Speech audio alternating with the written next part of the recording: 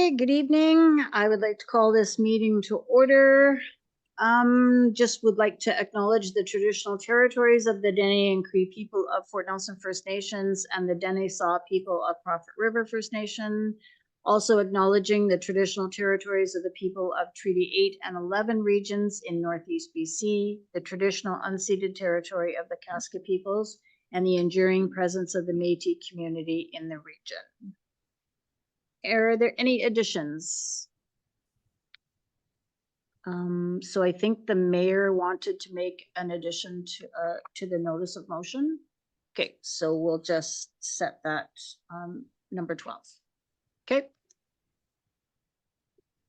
Okay, any public comments? I know Bev wanted to remind everybody that the trade show was May 4th and 5th. I'm not sure of the times because we didn't hear that 15 times, but it's the 4th and the 5th, and I'm sure the great. Thank you. Okay, adoption of the agenda. Councillor Andrews, seconded by Councillor Souls. Any opposed? Motion carries. Regional Council minutes of April the 8th. Motion to approve. Move for adoption. That's the word. Councillor Andrews, seconded by Councillor Roper. Any opposed? Motion carries. Any business arising from the minutes? Nope. Okay. Perfect. Okay, taking us to proclamations. So proclamation for the NRM Water Week, May 5 to 11, 2024. Whereas human health is dependent upon an abundant supply of pure, clean drinking water, and whereas safety, quality, and abundance of water can only be safeguarded by sound environmental protection, appropriate treatment, and properly maintained distribution systems, and whereas we all are stewards of the water infrastructure which future generations depend upon, and whereas each citizen of our community is called upon to help protect our source of waters from pollution, to practice water conservation, and to get involved in local water issues, and whereas federal, provincial, and local governments, as well as concerned organizations, are cognizant and supportive of measures that promote safe, clean, and abundant water and responsible wastewater management, and whereas one such measure involves heightening public awareness of the value of our drinking water resources and encouraging the public to promote this awareness. Therefore, the Northern Rockies Regional Municipality hereby proclaims that May 5 to 11, 2024 shall be known as NRM Water Week. Perfect. Do you want a picture?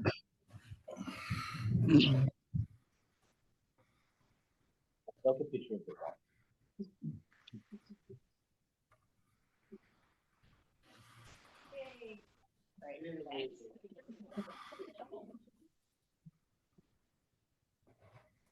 Okay. Okay, that takes us to 8, Administration Report 19, the Food Cycler Program Update and Expansion. So, yeah, welcome.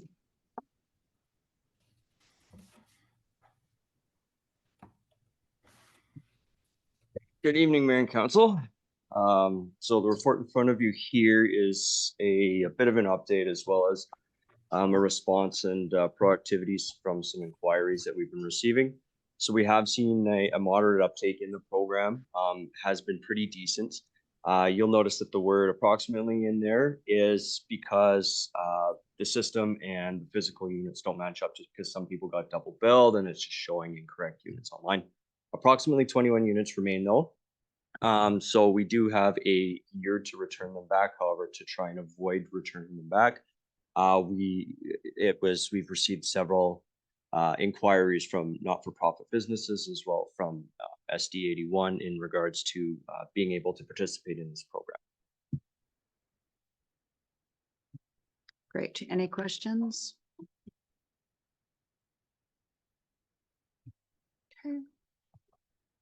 I'd like to recommend that the regional council authorize the expansion of the food cycler program to include school district 81 and non-for-profit organizations, and 1,500 from the NRRM's local government climate action plan or action program. Funding is allocated for up to 5 nonprofit organizations to participate in the program, and that regional council authorize the use of the 2024 Green Waste Diversion Fund to support School District 81 with the purchase of a food cycler.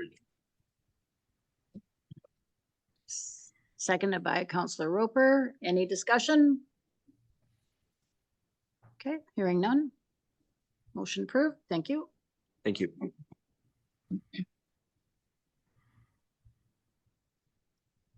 Okay.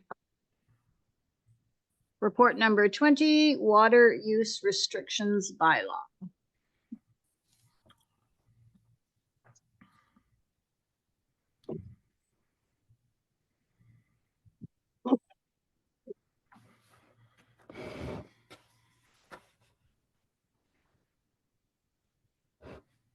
Mayor and Council.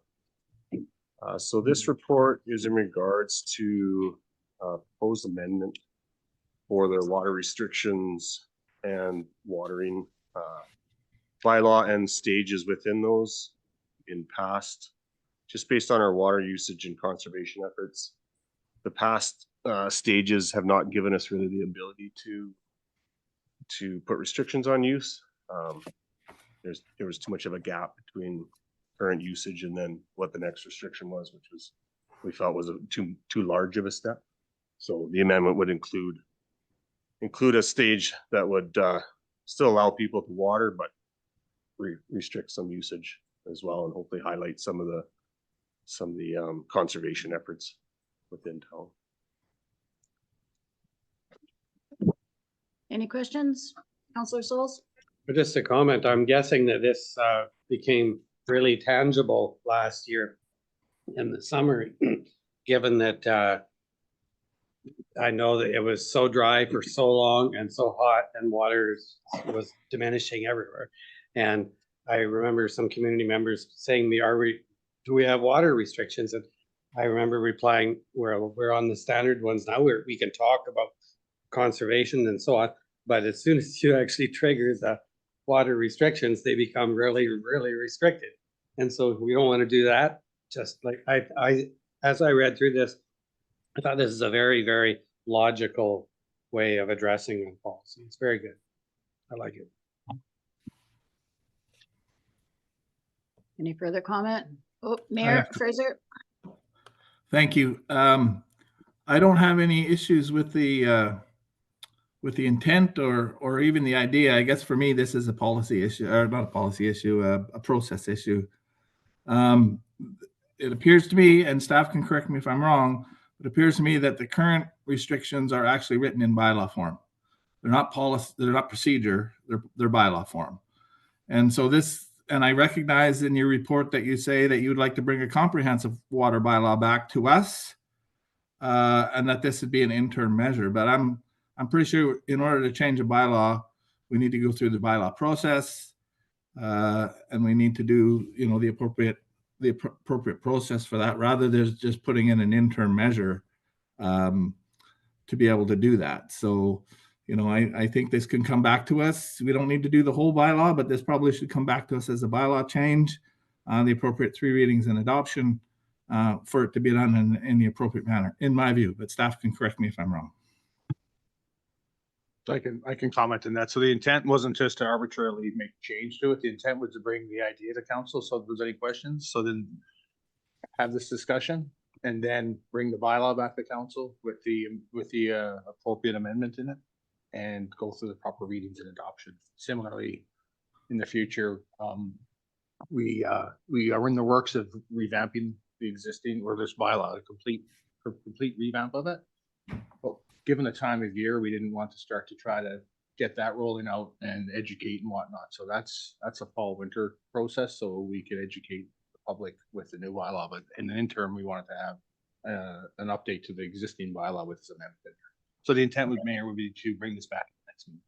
Yeah, so I was confused when I read through it about this being an interim measure while you're bringing the comprehensive bylaw back. So if that's the way you're gonna do it, I'm good. Thanks. Thanks. I have one question as what type of enforcement will be employed with further restrictions? So we're looking at various ideas. One of the things we've actually done is, from a reporting perspective, is our current bylaw contractor has agreed to, while doing the rounds for the for animal control, we'll also be able to acknowledge if and report if there's residents in the community not following the bylaw in the time. Perfect. Plus thank our you. own, these are one of the areas, even though we are challenged at times, absolutely with capacity. But these are one of the bylaws that we proactively enforce. We don't, it's not a complaint driven process based on our previous direction from previous council. Thank you. Okay. What are the wishes? Oh, I would like to move the sorry, we'll try that again. I'll move the recommended motion that the water use restriction bylaw number 78, 2020 or 2012 be amended to include an additional water conservation stage, and the bylaw notice enforcement bylaw number 59, 2011 be amended accordingly. and seconded by Counselor Souls. Any opposed?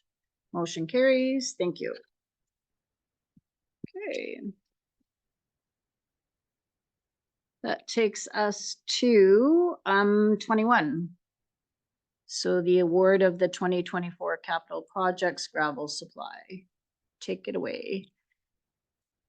Okay, so this was a opportunity that went out just basically in regards to our 2024 projects to obviously to provide the gravels for all those projects. We had 5 submissions and low bid, as you see in the report, was for $520,000 to $520. And all bids were compliant that we received. Thank you. Okay, so I see a recommendation. Are there any questions? I guess I should ask first. Comments? Counselor Andrews? I'll move the recommended motion that the contract for the 2024 capital projects gravel supply be awarded to Radar Road Transport Limited in the amount of $520,520 plus applicable taxes. Thank you. And seconded by Counselor Roper. Any comments? I do just when I read this, I was really pleased to see how many people came with their bids. And the range of the bids too is actually a good indicator of a proper competitive process. It's good. Mayor, did you have a comment? No, okay, I'm good. Thanks Alright. very much. great. Okay, so, where am I? Right, we voted, right? Did we vote? Okay, so all in favor? Opposed? Motion carries. Thanks. Thanks, Josh. Okay, that takes us to 8.4, Northern Rockies Regional Municipality Revenue Anticipation Borrowing Bylaw number 23, 2024. Trevor.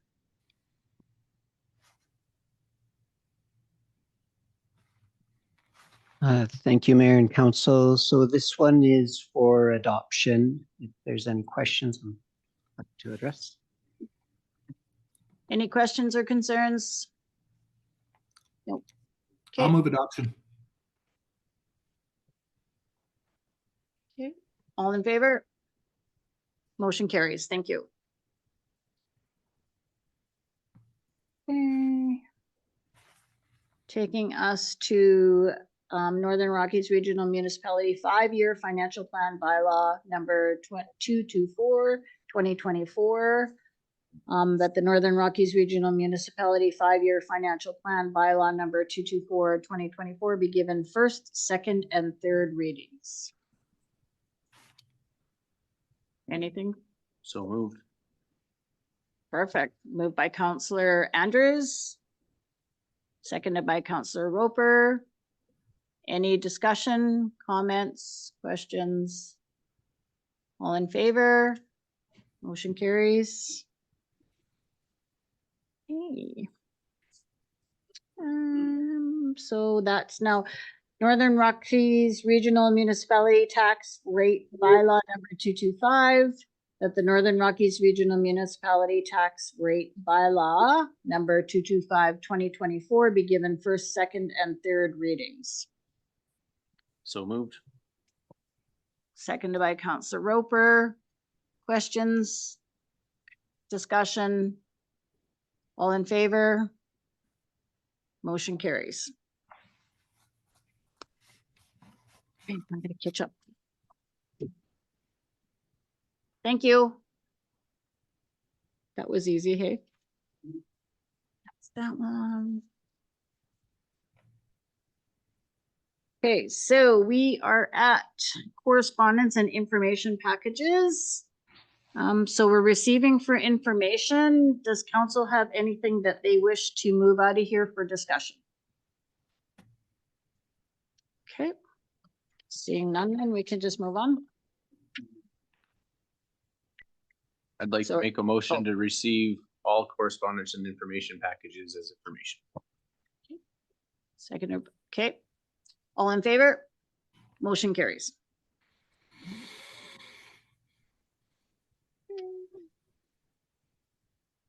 So there was no new business. Standing items for discussion. Counselor reports. Counselor Souls. A short while back, I attended the Kofi conference in Vancouver. And it was very fascinating to have, sometimes organizers of conferences do it right. And they put the financial picture of what's going on in the industry, the economic picture of it right at the front so that you actually have something to think about while you're listening to all the hopes and dreams of the forest industry. It's pretty obvious that forestry capital is fleeing the province of BC on a grand scale, like a very, very grand scale. And we've of course seen that happen in the closure of mills throughout various parts of BC, the central part of the province and the northern part, as in the Peace Country. And the bleeding looks like it's going to continue. And it's quite interesting to note that there's lots of talk from a capital point of view, but hardly anyone in that whole group talk about why this is taking place. Maybe it's not polite to talk about how things being mismanaged and so on in a forestry level in the province, or maybe it's not politically correct to talk about corporate management or the way corporations manage things. However, it was actually there was a good cross section of companies represented and groups represented that have their eyes on the future and what kind of a future to build in the forest industry. And I think it's not as though it's a hopeless picture, even when there's a really quite a grim overview from a current capital perspective. One thing that is fairly obvious, and I've mentioned this in different contexts before, but one thing fairly obvious that's happening in the world of forestry, and it's very logical, is that if you look at our scenario in Port Nelson and in the interior of BC, all harvesting of timber that has taken place in all of our generations so far have been the first cycle. We're not yet harvesting crops that we ourselves planted. We're still in the first stage of harvesting. And so we're harvesting wild forests and it's on public lands and so on. The shift that I see taking place is a shift toward when you see where the companies, even Canadian ones, are investing heavily, you see a shift toward agricultural forestry model where tree cycle, the planting cycle where you plant trees and then harvest the trees instead of being 100 years long as a 30-year cycle, private land ownership, private forest land, and so on. And so that shift is happening on a very large scale in the sawmill world, not in the other forest industry parts of that. It's not changing much, but the sawmill work of making 2x4s and 2x6s and construction lumber in that way it's shifting to a different model. And so in one sense, you can wring your hands, or we as a people here can wring our hands and say, oh, this is not fair. The companies are moving away and so on. But the model is changing to a lower cost model in the world of construction. And so you can't blame corporations for doing that. That's actually a normal way of doing business. But my takeaways from Kofi are that I personally, as one interested in the forest industry for sure, and our community too, should be thinking of the various niches that can be filled and the special products that can be made from high quality timber like we have in the Northern Rockies. And in the near term,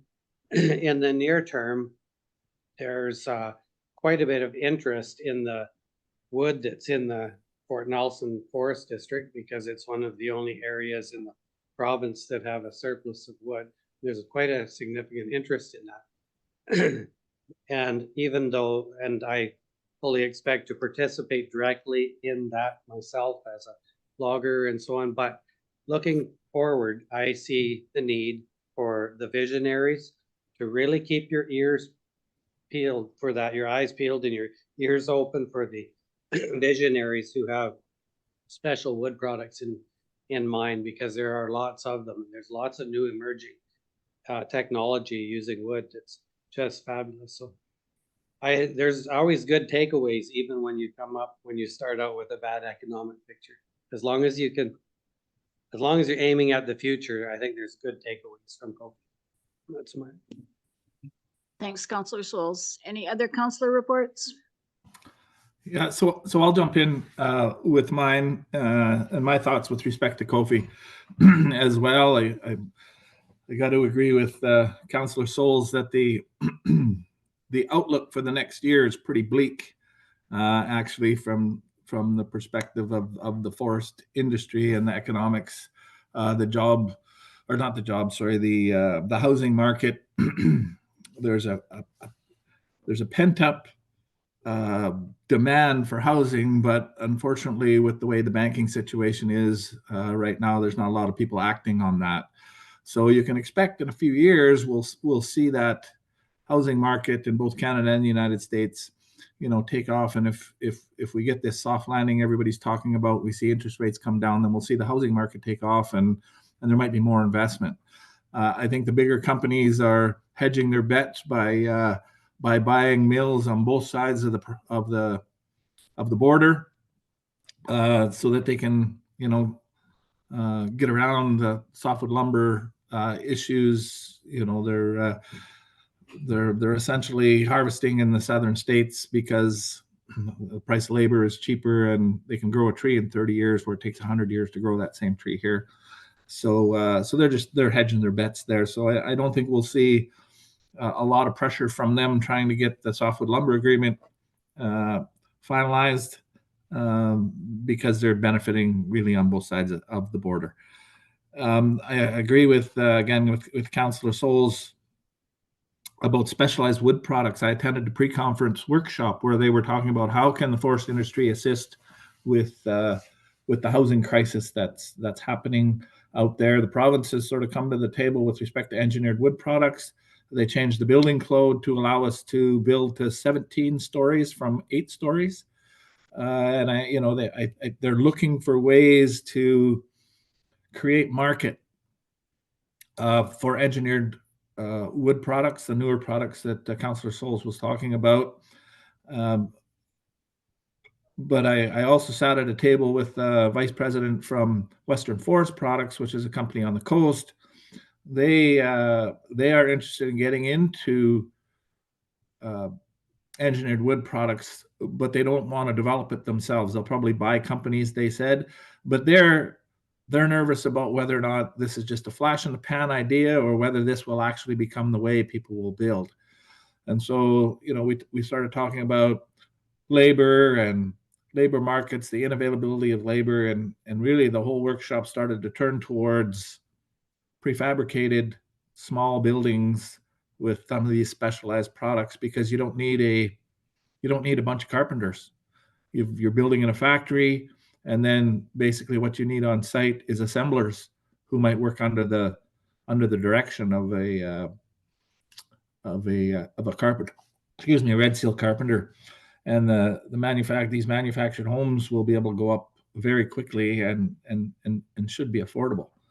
So that will create a need for wood to be harvested, and we should be keeping our ears to the ground about opportunities for some of these companies that are looking for wood supply, and we're in a good position from that place. I also got the opportunity again to put a bit of a plug in with Minister Ralston about our rail. I got a couple of minutes with him and his I guess he'd be his assistant, I suppose. It wasn't a deputy minister, but but he was his assistant, and they're still interested in any other companies that might want to use the rail, and that might enhance the business case for investing some money in the rail. So got that opportunity. Overall, I wasn't as enthusiastic about the whole organization of Kofi this year as perhaps Councillor Souls was. I thought it wasn't as well run as it has been in the past, and I thought it was a little hollow when it comes to some of the discussions, I guess, that they were having, the panels that they were having. But there was some decent takeaways and some understanding of what's happening in the industry. So the next year will probably look pretty bad, but hopefully after that we'll start to see the industry pick up and see some investment, which hopefully some will come our way. So that's my takeaway from Kofi. Thanks. Great, thanks, Mayor. Any other councillor reports? Okay. 11.2, business outstanding. Do we have any business outstanding? I don't have anything listed. Doesn't appear so. Okay, so number 12, Mayor, notice of motion. Yeah, could I make a motion to amend the agenda and actually go back to new business? Only because if we do a notice of motion, then Emergency Preparedness Week is going to be gone by the time we get a chance to talk about this. So can I have a motion to amend the agenda and go back to new business with this? Sure. I'll make that motion that we bring it to new business. Okay, Councillor Souls, seconded by Councillor Andrews. All in favor? Okay.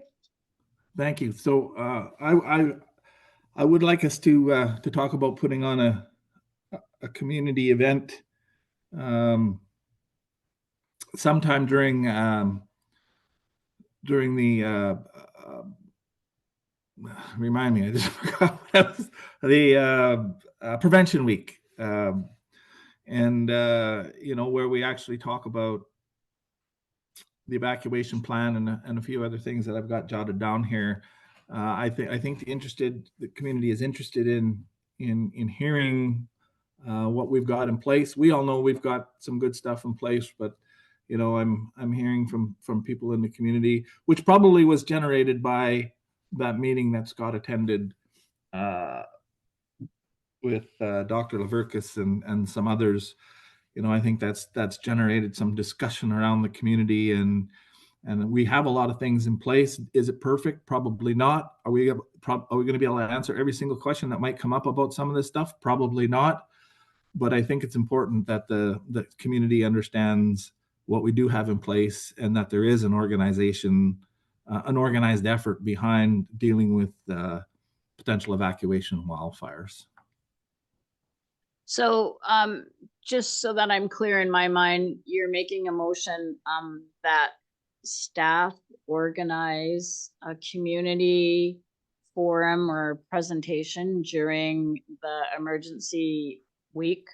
And including what you had listed last time was, so the basic operation of the EOC, fire guard, information on the structural unit, and the Fire Smart program. Correct. In addition to the evacuation plan. Okay, So I will Is make there- that motion. okay. Is there a seconder? Counselor Souls. All in favor? Well, Oh, I am interested. That's sorry. So if we can have a little discussion, I am interested in staff's perspective on that. I know there's Okay. not much time, and I'm just, that's why I thought the basis of this presentation could be the or pardon me, the basis of this evening could be the presentation that that Aaron put together tonight, with maybe a few other slides that might take care of some of those other topics that I talked about. But yeah, I'm interested in staff's perspective and what it will take to put that together. I guess, I mean, from a timing wise, yeah, it is a little quick for sure. Because we'd have to circle a date in the calendar this week to get the notice out, which is possible. And of course, there's a lot of information that we already have. That we can, that we've already presented to council in the public meetings that we can use again, of course. I guess some logistics, we'd have to discuss what, Mayor, what your thoughts are in terms of what that looks like in terms of facilitation and involvement between council and staff. Yeah. But I think it's important to have that, and also how do you picture the event to occur. So that's something we can circle back with and chat to, just to pick your brain a bit on that one there, Mayor. Including what the venue looks like and things like that. The other thing I think would be important is to have the appropriate agencies, if we can get them to participate a bit also, because there's questions that we get asked that aren't in our bailiwick, right? Everyone talks fire guard, but we're not fire guard experts. So that's, I mean, it's obviously part of the plan moving forward to investigate what those options are from a fuel perspective in terms of removing fuels and areas of the community to help prevent the spread of wildfire. But when it comes to the details and the science behind it, obviously we need to have the appropriate people at the table if that makes sense. Yeah. I.e. like maybe BC wildfire, I don't know. Yeah, I go ahead. No, and then that was all I was gonna say. I was again, just like for a follow-up conversation, just to get an idea in terms of what your thoughts are and whatnot. That's all.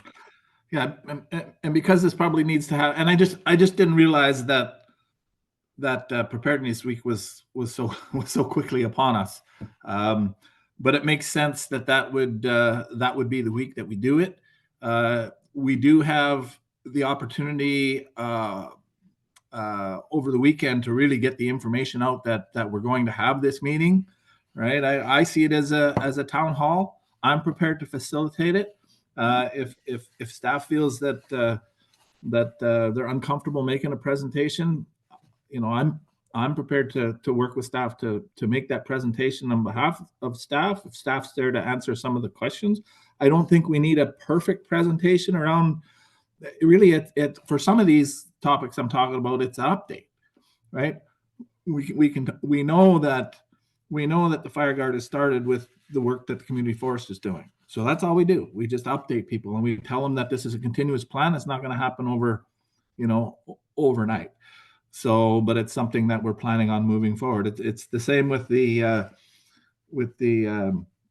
new structural fire protection unit. It's, if we don't have a plan in place yet, we can answer that. The fact that it's new and we're just working on it, but we have it in town, and we should give a bit of an overview of what it's all about and what we're doing to plan for its use moving forward, just so people have some kind of comfort level that they know what's going on. So those are some of the things I'm interested in presenting or having presented to the community.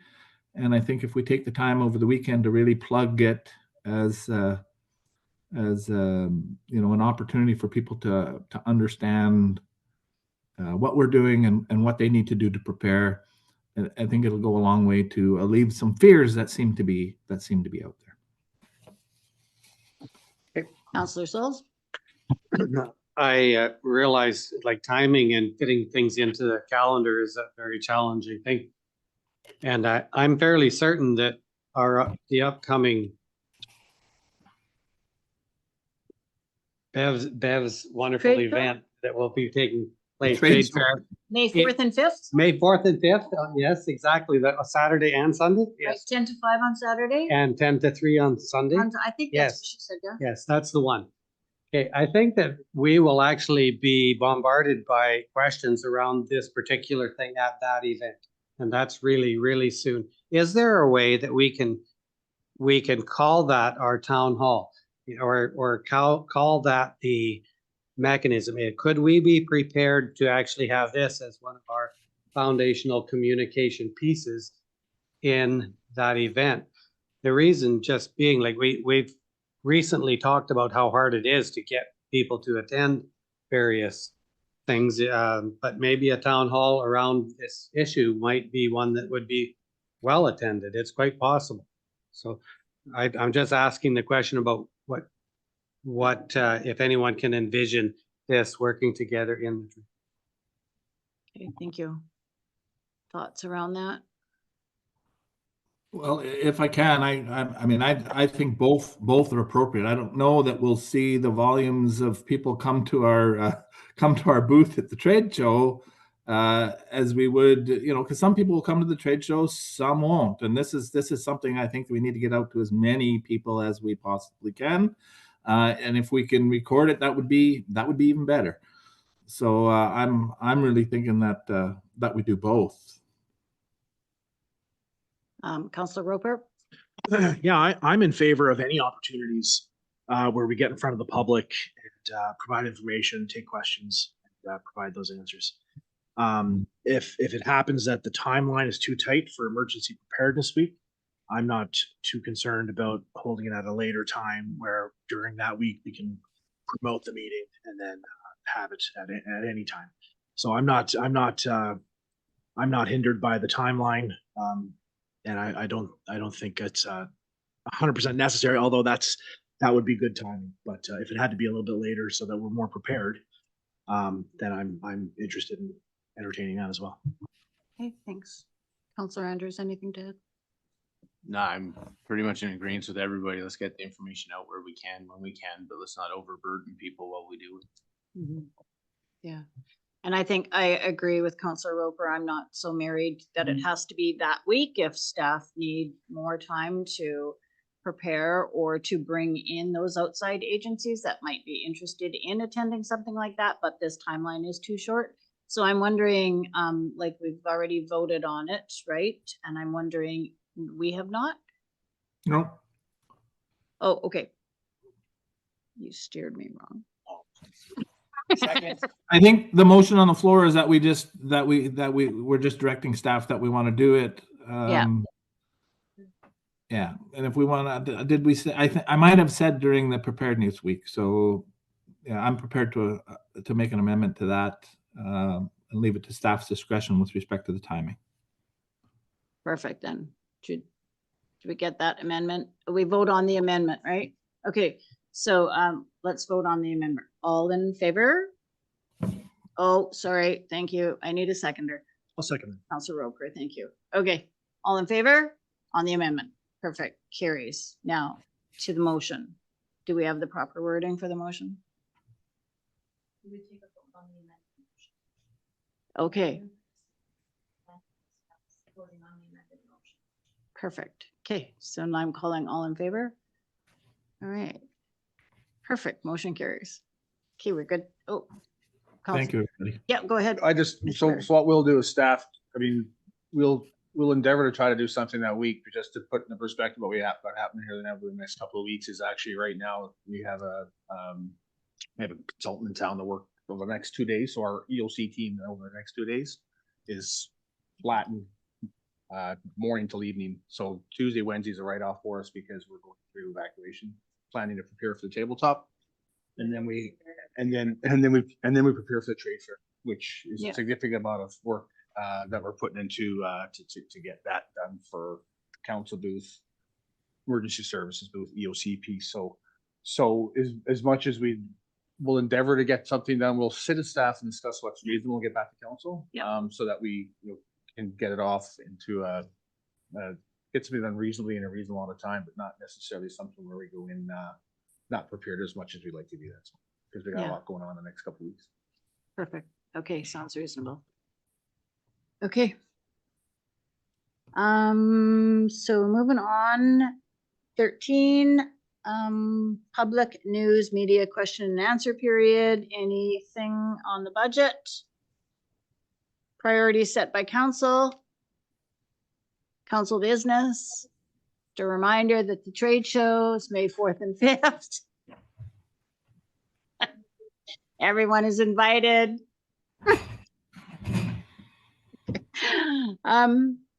Right.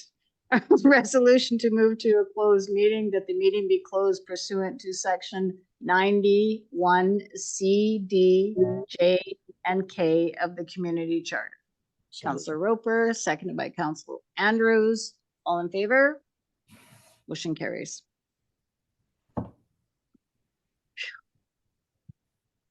Moving back into the regular regional council meeting.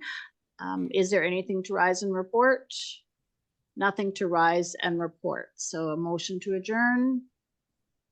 Counselor Roper, seconded by Counselor Andrews. All in favor?